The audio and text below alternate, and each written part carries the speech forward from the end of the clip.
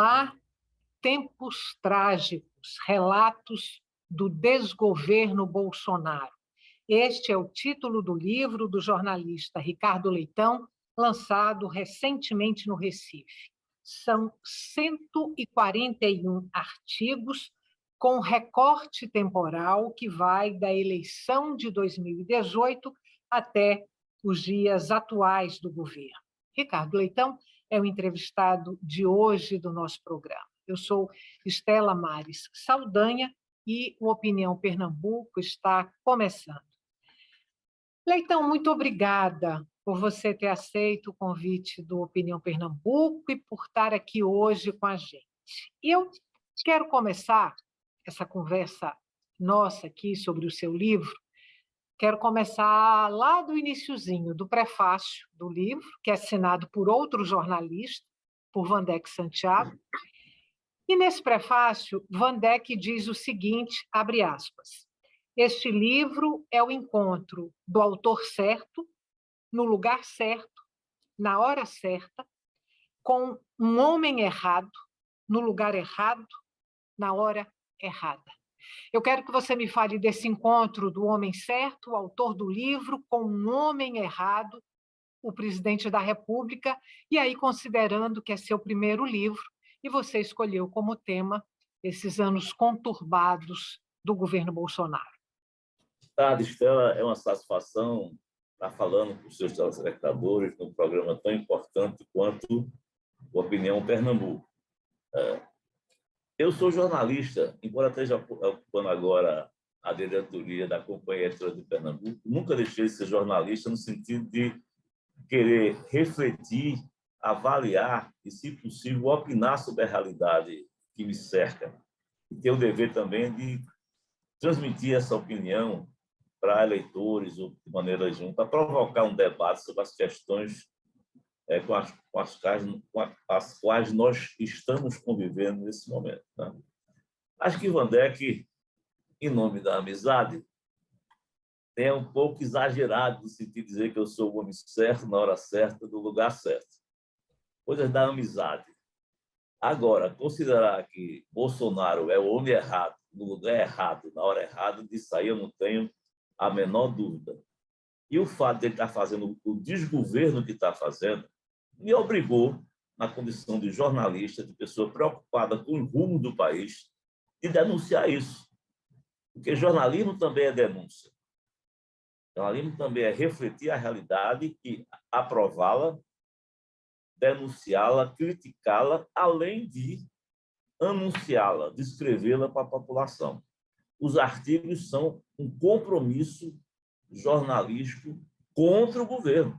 Isso aí, as pessoas podem ficar certas que em nenhum momento os artigos vão apoiar o governo de Bolsonaro. Ele pode fazer coisas certas, que são raríssimas, ou pode fazer coisas erradas, que são gigantescas e praticamente diárias.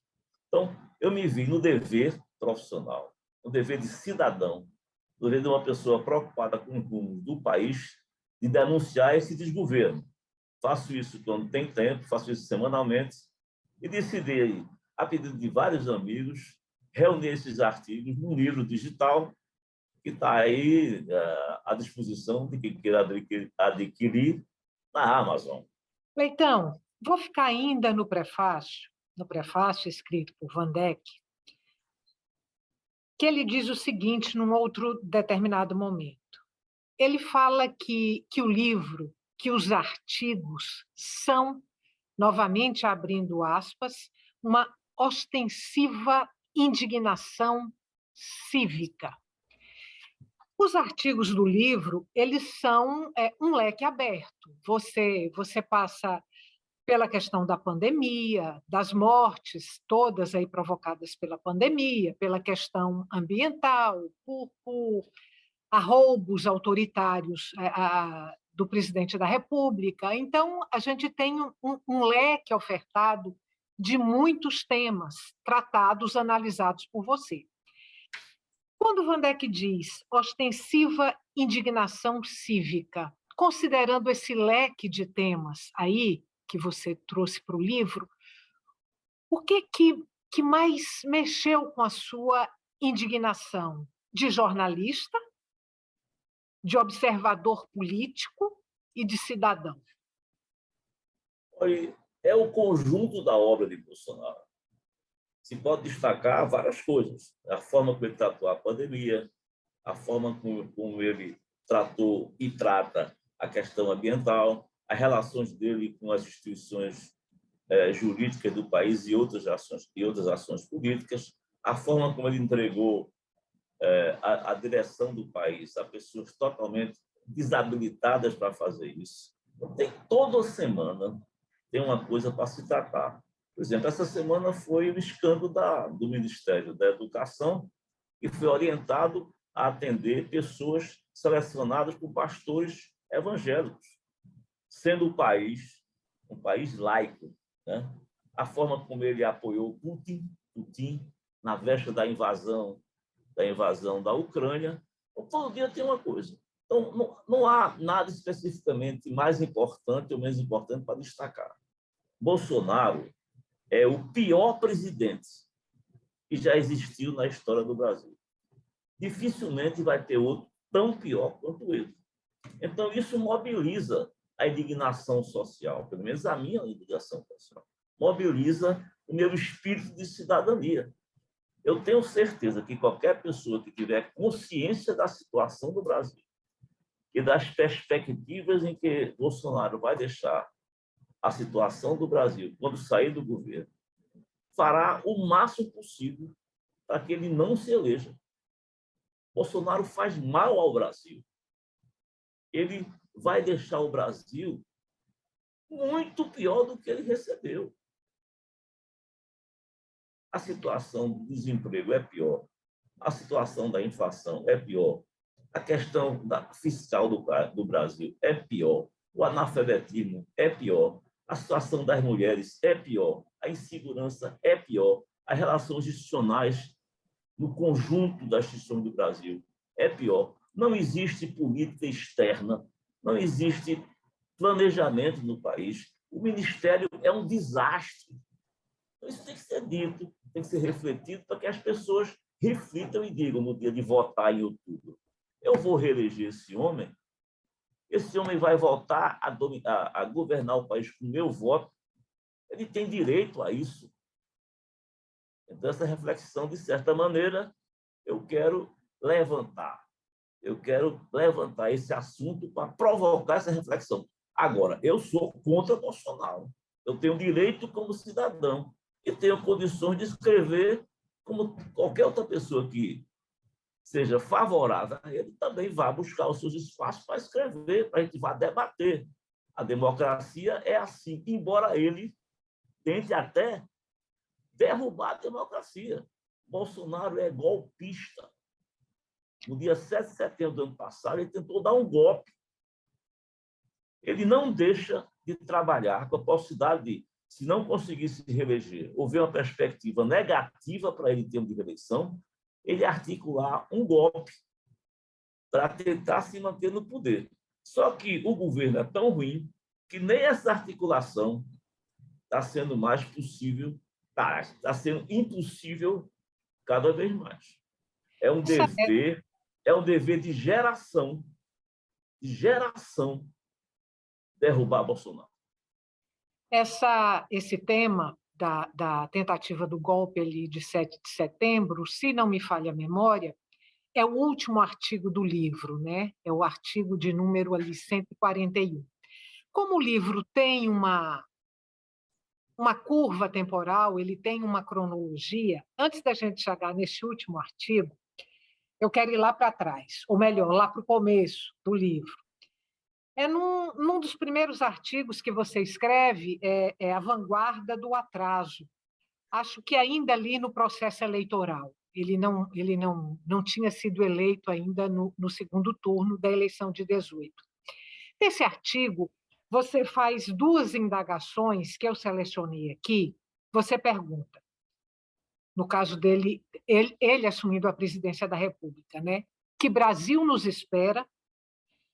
Que Brasil aguarda nossos filhos e netos? Eu tinha separado essa pergunta, essas indagações, para te perguntar se, passados 4 anos de governo, você já tinha respondido essas indagações daquela época. Mas quero crer que a fala que você trouxe agora, de certa forma, responde à minha pergunta. E aí eu não sei se você quer acrescentar ainda alguma coisa para essas 2 indagações que você fez.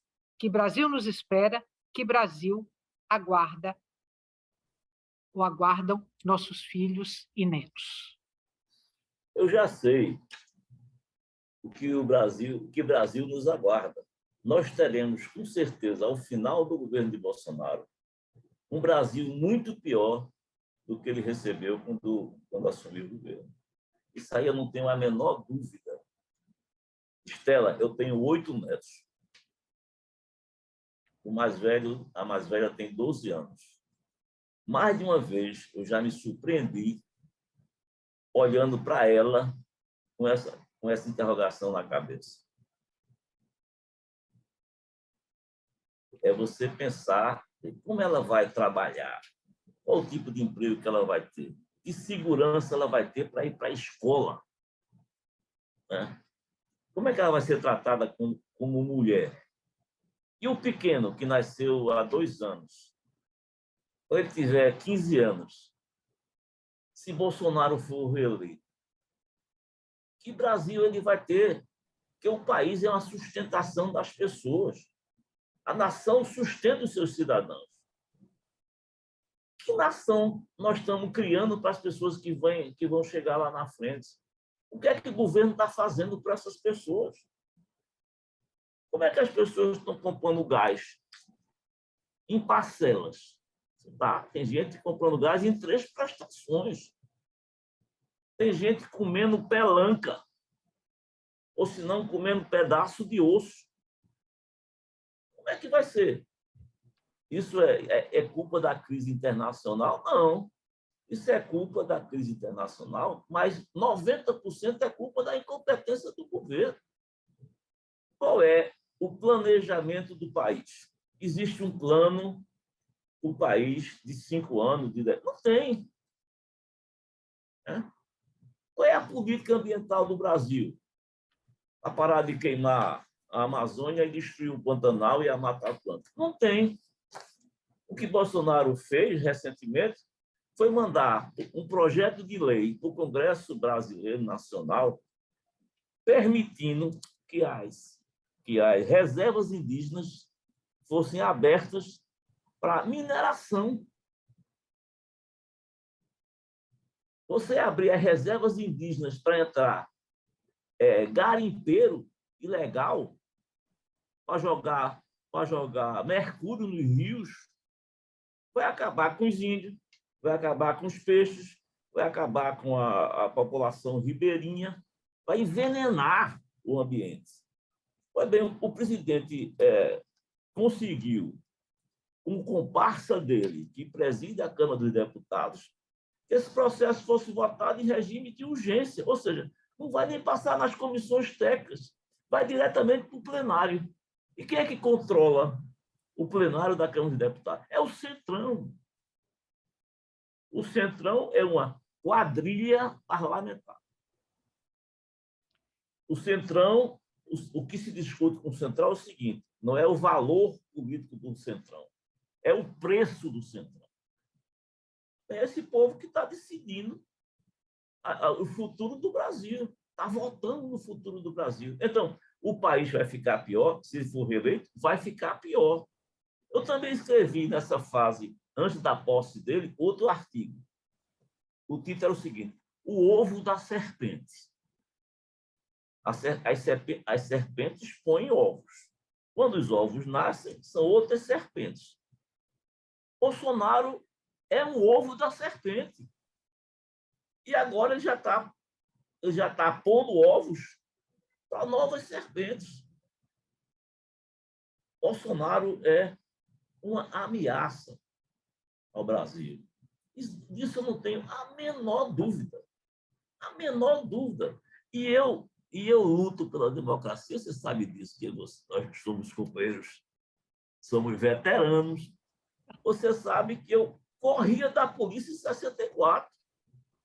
Levei pancada, fugi, tive amigos mortos, como Fernando Santa Cruz, em nome disso. Será que Estela, eu estou com 72 anos. Desde os 20 anos, eu estou nessa luta. Vou repetir.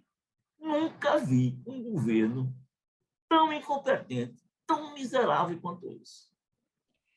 Leitão, a gente vai fazer um intervalo agora, curtinho. Terminamos aqui com essa sua fala forte, corajosa, embora tenha aí, de alguma forma, um pouco de desencanto.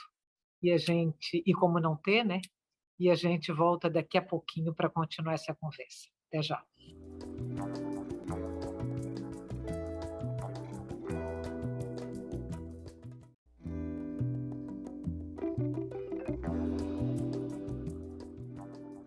Estamos de volta para o segundo e último bloco do Opinião Pernambuco. O entrevistado de hoje do nosso programa é o jornalista Ricardo Leitão, autor do livro Tempos Trágicos, Relatos do Desgoverno Bolsonaro.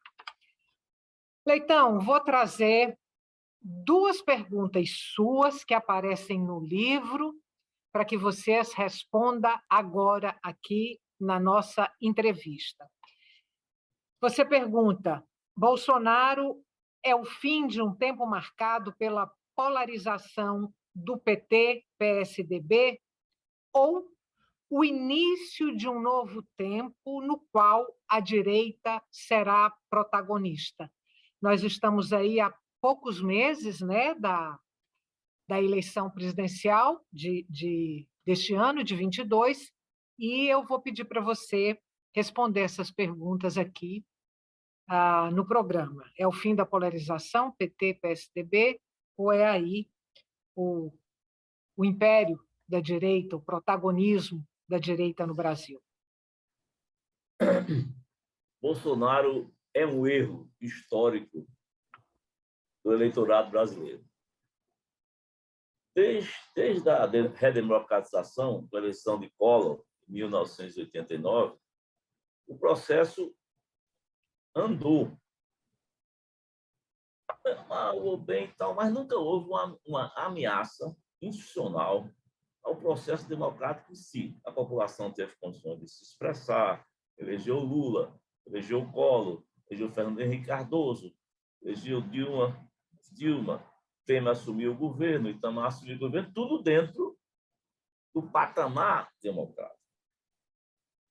Em 2018, a esquerda errou. A esquerda se dividiu e, nesse espaço, o Bolsonaro surgiu com um discurso oportunista. Agora também, uma leitura inteligente sobre a conjuntura. Né?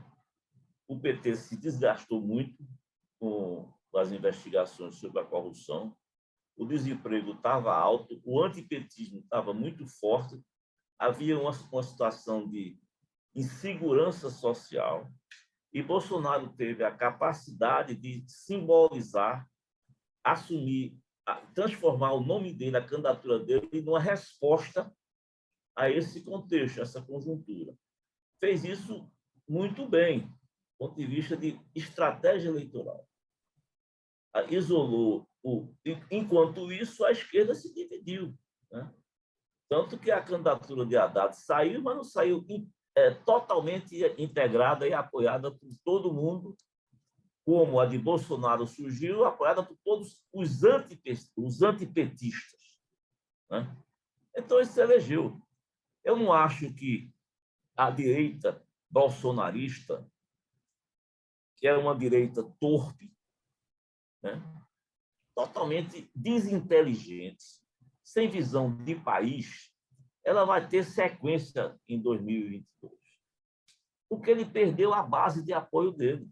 Quem foi que apoiou o Bolsonaro em 22?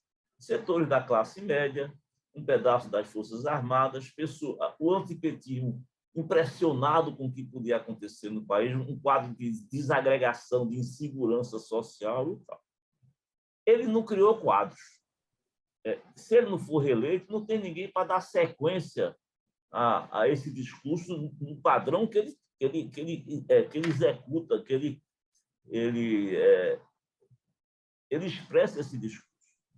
Então, a direita, que a gente diz civilizada, está procurando outra alternativa, que é o nosso Moro. Moro é uma alternativa para a direita não bolsonarista. Só que Moro não decola, né? E se o Moro não decolar, essa parte da direita civilizada pode passar para Bolsonaro, ou senão pode procurar uma opção na terceira via que não seja Moro, né? Mas a esquerda aprendeu. A esquerda aprendeu e está caminhando uma candidatura que está se galvanizando, que é a candidatura, em torno dela, que é a candidatura de Lula. Então, vai haver polarização. Eu acredito que sim, porque também a terceira via não cresce. Só não haverá polarização se a terceira via crescer e se mostrar efetivamente com força de representar uma opção entre Lula e Bolsonaro. Então, há uma possibilidade de haver novamente uma polarização. Só que agora Bolsonaro não joga da forma como jogou em 2018, porque as pessoas já passaram a conhecer ele, né? Passaram a conhecer ele. Ele é um cara que censura, que agride a imprensa, que agride as mulheres, que diz que fulana de tal não merece nem ser estrupada, que fez um governo péssimo no tempo de política econômica, que chamou a pandemia de gripezinha, que não tem política externa, que é um homem deselegante, ignorante. O Bolsonaro de 2018 já morreu. Ele vai disputar a eleição de agora como o Bolsonaro real.